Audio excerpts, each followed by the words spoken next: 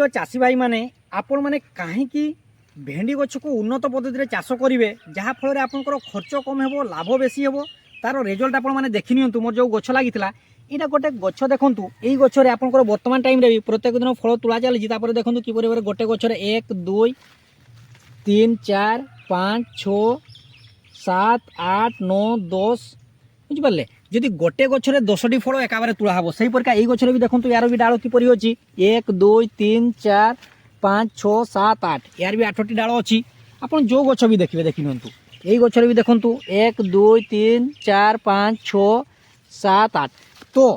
आपण माने यही परिका रिजल्ट पाइबा निहाती भाव में